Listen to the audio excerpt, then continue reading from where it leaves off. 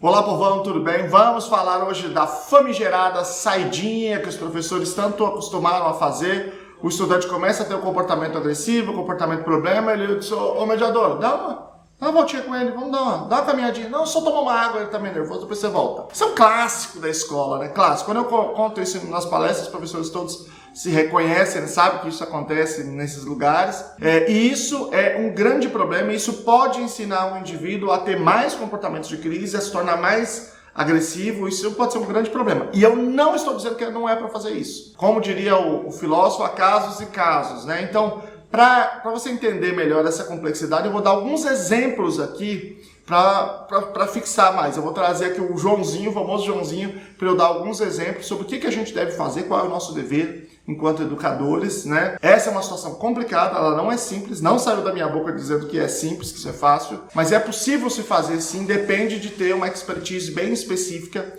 e eu vou explicar todo esse processo para vocês.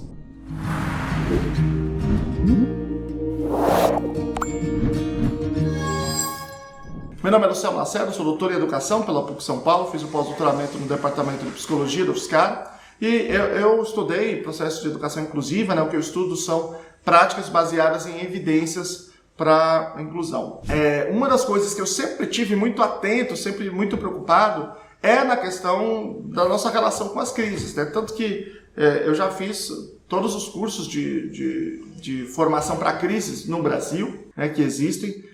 Hoje eu tenho uma relação muito grande com um desses sistemas de gerenciamento de crises, que é o PCM, né, o Professional Crisis Management, é o Sistema Profissional de Gerenciamento de Crises, que ele dá indicações muito interessantes para nós, para a gente pensar aqui o que a gente precisa fazer. Então vamos imaginar o seguinte, vamos imaginar que eu tenho um aluno que está tendo uma crise, e aí eu vou dizer o que eu estou chamando de crise, tá bom? Uma crise em sala de aula. Qual é a minha obrigação? Então deixa eu definir primeiro o que eu estou chamando de crise. E aí é claro que alguém pode definir de maneira diferente, não é a única definição essa que eu tenho, mas é a definição do PCM, ela é muito útil para a gente ter uma linguagem única aqui, né? Eu estou falando de um comportamento que pode ser de uma agressão, o indivíduo agride outra pessoa, ou uma autoagressão, o indivíduo se autoagride, ele está fazendo uma coisa que ele está se machucando, ou ele tem uma disrupção, né? uma destruição de patrimônio, né? E essas coisas acontecendo em alta magnitude, não pode ser uma coisa muito leve, em alta magnitude, né? E de maneira contínua, não pode ser um comportamento pontual. Então, às vezes, um indivíduo vai lá e dá um soco no outro e volta e senta. Isso não é uma crise, porque não é contínuo. É um comportamento problema, ele deve ser endereçado, mas o tratamento, a forma de eu lidar com ele é diferente de uma situação de crise, uma situação realmente mais contínua, que o professor tem que tomar uma decisão dessa natureza que eu vou falar aqui. Bom, vamos imaginar então que eu tenho uma crise. Essa crise pode ser de várias formas diferentes, ela pode acontecer de várias formas diferentes, tá bom? Se isso estiver acontecendo, eu preciso de fazer duas coisas. Duas. Primeiro, se o comportamento cumpre esses critérios de crise, vou até dar uma dica para vocês, tá? Se usa o acrônimo CASH, que o comportamento tem que ser contínuo, o C contínuo, o A de autoagressão, de agressão, aliás, quando um indivíduo agride o outro, o S de autoagressão, porque é do inglês, né, self-injurious behavior, o S, e o H de height, que é de alta magnitude, disrupção de alta magnitude. Então, esse acrônimo talvez ajude você a lembrar aí. Esse comportamento de crise, ele precisa de duas atitudes. A primeira naquele momento em que ele aconteceu, eu preciso tomar uma atitude que garanta a segurança daqueles indivíduos. Do indivíduo em si, o indivíduo que está em crise, dos outros indivíduos, inclusive do patrimônio. Porque se a gente tiver uma situação numa casa, por exemplo, que quebre todas as coisas, essa família vai ser muito difícil para essa família. E na escola vai ser muito difícil para a escola. Todo mundo sabe, principalmente quando é rede pública, né? Imagina que quebra os computadores, que quebra as coisas. É difícil, né? Inclusive, tem uma coisa interessante em relação a isso, né? Eu já tive contato com famílias que não tinham nada em casa, porque tudo tinha sido destruído. Isso é verdade, isso acontece. E se eu tenho essa situação, eu tenho que tomar a decisão que seja mais segura. Eu preciso garantir a segurança ali. Portanto, eu preciso tomar uma decisão naquele momento. Essa decisão pode ser tirar o indivíduo de sala de aula? Pode. Pode ser essa, né? A saidinha, né? Então, se o indivíduo, por exemplo, atender a um pedido para sair de sala, isso pode acontecer. Se isso não acontecer, pode ser tirar os outros alunos de sala? Pode ser, se isso garantir a segurança. Mas muitas vezes isso vai exigir também algum outro tipo de intervenção. Se de fato tiver na crise mesmo, muitas vezes vai exigir um outro tipo de intervenção física, né? Que você precisa dominar um protocolo de intervenção em crises, né? Eu estou citando aqui, por exemplo, o PCM, que ele envolve desde a prevenção, a desaceleração, que eu vou falar já o que é, e a intervenção física. Mas vamos imaginar que não chegou nessa situação. Então, uma possibilidade é, sim, você tirar o indivíduo de sala de aula e aí você cessaria em tese, né, se esse for o caso, o risco, ok? Então, neste caso, a saidinha é justificável. Só que o problema é que a gente fica só nesse primeiro dever. E existem 2 deveres, como eu disse. O segundo dever é imediatamente, eu estou supondo que essa é a primeira vez que aconteceu essa crise. Nunca tinha acontecido nenhuma vez, tinha um belo dia aquilo aconteceu e a gente não sabe por quê. Então, o segundo dever é se perguntar, por que isso aconteceu? E esse se perguntar não é uma coisa genérica, abstrata, a gente senta, e aí, pessoal, por que você acha? Eu acho que isso aí é por tal coisa. O outro fala, não, pra mim é tal coisa. Não é disso que eu estou falando. Isso aí é conversa, né? Isso aí é outra coisa. Eu estou falando de conduzir uma avaliação. Existem processos, práticas baseadas em evidências. Se vocês olham lá as 28 práticas baseadas em evidências, vocês vão ver que tem uma dessas 28 práticas, que é a avaliação funcional do comportamento. Tá lá. É uma das práticas com evidência. Eu vou mostrar para vocês aqui, por exemplo, um livro. Ele é em inglês, não tem jeito, gente. Não tem muita literatura em língua portuguesa, né? Eu vou mostrar aqui para vocês um livro muito legal sobre isso, tá? Eu vou falar o título aqui em português, tá bom? É uma tradução livre aqui. Conduzindo a avaliação funcional do comportamento baseada nas escolas, em escola, 3ª edição.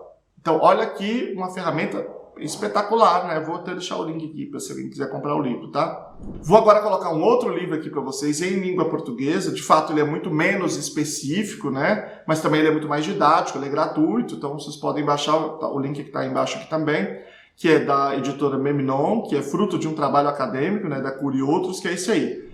Manejo comportamental de crianças com transtorno do espectro do autismo em condição de inclusão escolar. Então aqui tem bons insights sobre como fazer essa avaliação funcional do comportamento. Então o segundo dever é entender 2 coisas. Por que esse comportamento acontece? E a gente só vai saber fazendo uma avaliação funcional do comportamento, entendendo qual é a função dele, qual é a função a que se destina. Todo comportamento tem uma função. E a gente discriminando, entendendo, no caso concreto daquele indivíduo, quais são os sinais que a gente chama de aceleração. O que é aceleração? É a presença de mais e mais comportamentos inapropriados, né? O indivíduo vai tendo uma maior presença até que ele chega no pico, né? Quando a gente chama de crise. Esses sinais de aceleração, eles permitem que nós façamos a nossa intervenção antes da crise, para que o indivíduo não chegue nesse pico. E essas possibilidades dentro desse pré-crise, né? Quando o indivíduo está acelerando, tem o pré-crise 1, 2 e 3. Quando a gente trabalha antes, quanto mais antecipado é o nosso trabalho, maior as nossas possibilidades. Então, por exemplo, vamos imaginar assim, o indivíduo está no funcionamento estável, está tudo certo, comportamento ok, beleza, está engajado na atividade. Quando ele entra no pré-crise 1, né, que ele começa a apresentar o comportamento inadequado, ele tem um conjunto de intervenções que são possíveis ali, que são 9 intervenções. No pré-crise 2, que a coisa já está piorando, são 8. No pré-crise 3 são 7. Então vai diminuindo as nossas possibilidades. Na crise as possibilidades são menores ainda. Portanto, eu tenho que estabelecer um sistema de avaliação funcional do comportamento para eu intervir sobre o comportamento, para criar uma intervenção, já vou falar disso nos exemplos. Mas eu também preciso estabelecer um sistema de desaceleração, em que eu ajo antes da crise acontecer. É claro que é óbvio, né, que eu não vou conseguir trazer para vocês todas essas formas, todas essas estratégias, porque é impossível. Mas eu vou dar alguns exemplos aqui para vocês, tá? Em relação à intervenção propriamente dita. Esses são os 2 deveres. O que acontece? Qual que é o problema da escola? É que a gente vai trabalhando somente no primeiro, que é tomar uma atitude na hora que a crise acontece. Então veja, a crise aconteceu por um motivo. Quando a gente tira da sala, muito provavelmente esse motivo pelo qual a crise aconteceu, a função que a crise tinha, ela foi atendida. Então a gente está dando uma consequência vantajosa para a crise, ou seja, para o comportamento agressivo ou autoagressivo. E aí ele faz de novo, a gente dá a consequência vantajosa, depois dá a consequência vantajosa, dá a consequência vantajosa. O que acontece com o comportamento? Gente, isso aqui não tem nenhuma discussão sobre isso, tá? Tem 500 bilhões de pesquisas sobre isso. O comportamento aumenta de probabilidade. Portanto, muitas vezes, e eu já assisti isso muito, mas não é pouco, é muito, a escola está ensinando o indivíduo a ser mais agressivo, porque ela cumpriu uma das obrigações, mas não a outra.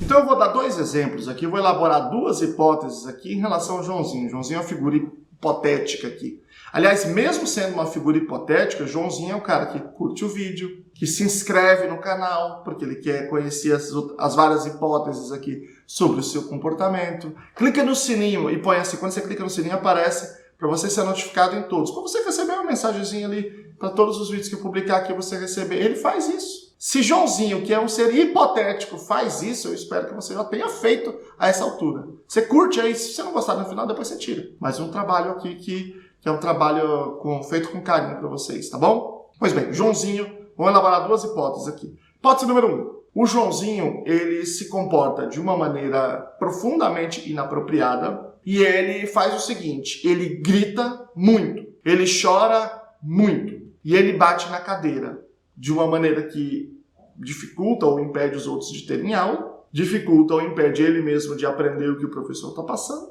e ele, inclusive, pode destruir o patrimônio ali. Digamos que esse seja o caso. E aí eu vou fazer uma avaliação funcional do comportamento de Joãozinho. Vamos imaginar que o que acontece é o seguinte, Joãozinho tem uma sensibilidade sensorial maior, então aquele contexto de sala de aula vai deixando o Joãozinho cada vez pior. E num certo momento aquilo se torna insustentável, ele entra nesse contexto de crise. E aí a gente toma uma decisão. Joãozinho, dá uma caminhadinha, vai lá. Ô, mediador, dá uma caminhadinha pro Joãozinho. Quando o Joãozinho sai da sala, ele se livra de todos aqueles estímulos que podem ter sido aversivos durante todo aquele tempo.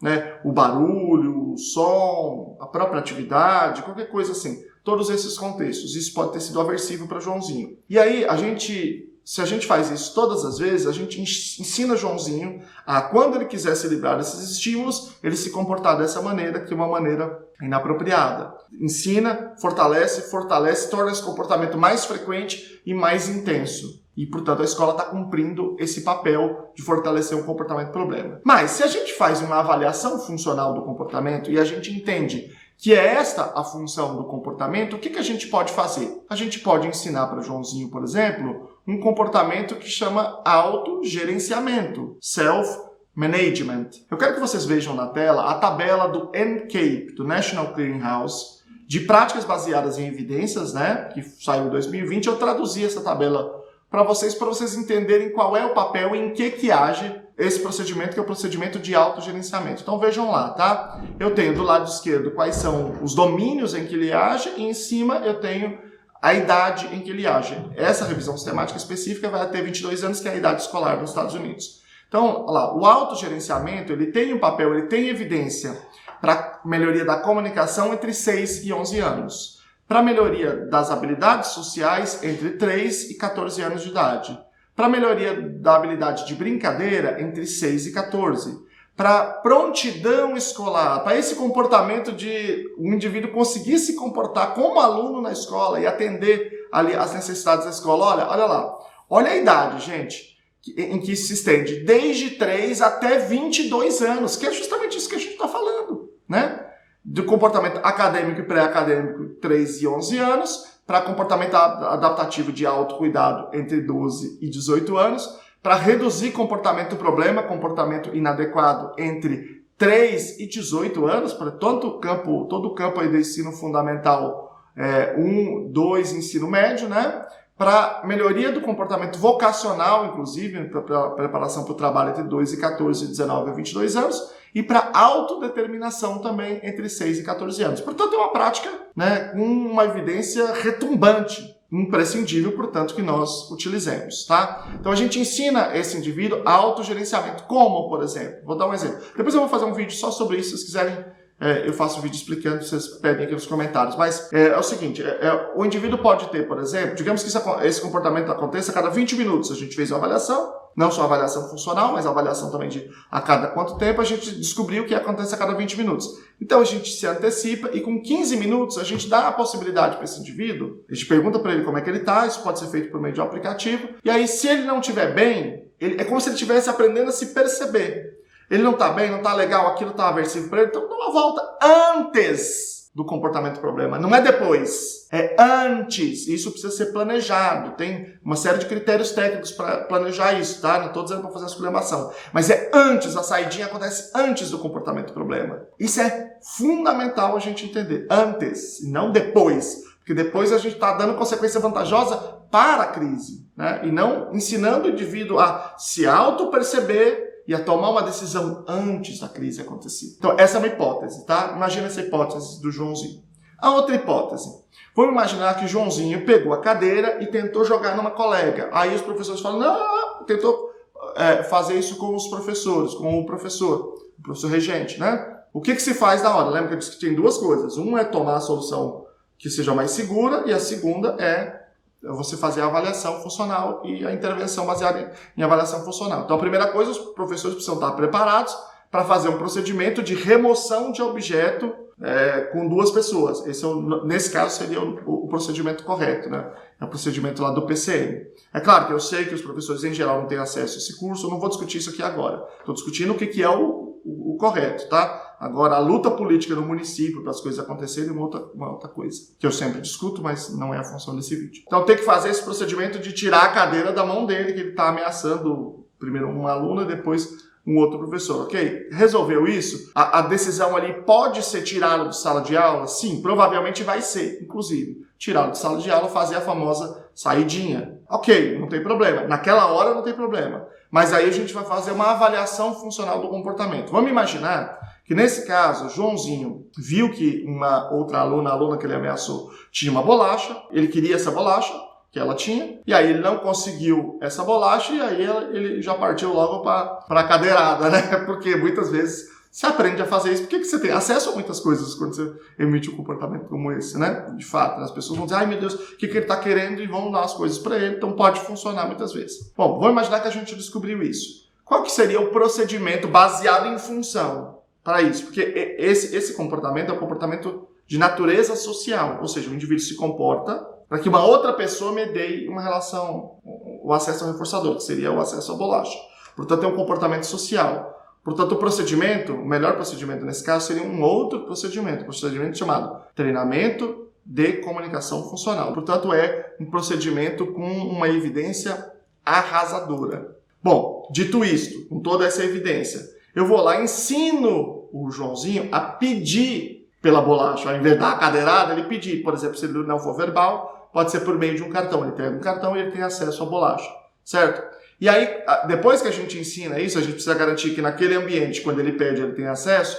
Depois a gente ensina ele a tolerar a ausência da bolacha. Ou seja, ele pedir e alguém negar para ele. Ou ele pedir e não ter uma bolacha. Faz parte desse processo de treino. Então, você faz primeiro o ensino da comunicação funcional, depois você faz o treino de tolerância. Eu, portanto, substituo o comportamento problema, dar uma cadeirada, pelo comportamento adequado, pedir adequadamente. E aí eu não preciso fazer a saidinha, porque quando ele pede adequadamente, eu garanto para ele o reforçador, e aí a gente não chega numa situação de crise. Portanto, eu não vou fazer a saidinha toda hora. Eu vou me comportar utilizando a prática com melhor evidência para evitar que eu chegue numa situação que eu preciso fazer uma saidinha. Resumindo para vocês, eu posso fazer a saidinha? Posso. A primeira vez que o comportamento aconteceu, primeira vez, eu tô despreparado. Eu posso fazer a saidinha? Posso. Mas eu também, obrigatoriamente, aí eu não estou falando só do professor regente, eu estou falando da escola, tá? Isso inclui, tem um papel muito especial aqui do professor de educação especial, que em geral está na sala de recurso. Eu preciso, obrigatoriamente, logo após essa primeira ocorrência, escrever um procedimento baseado numa avaliação funcional. Escrever um procedimento baseado em evidências. E entender os sinais que esse indivíduo emite de aceleração. Em geral, eles estão descritos dentro de um protocolo do próprio indivíduo, um protocolo de conduta. Eu já falei disso muitas vezes, eu falei sobre PEI. Só pesquisar Lucelmo, PEI, plano educacional individualizado, vocês vão achar vários vídeos que eu falo sobre isso, e eu falo sobre o protocolo de conduta, que você tem lá o que você vai fazer em certas circunstâncias, né?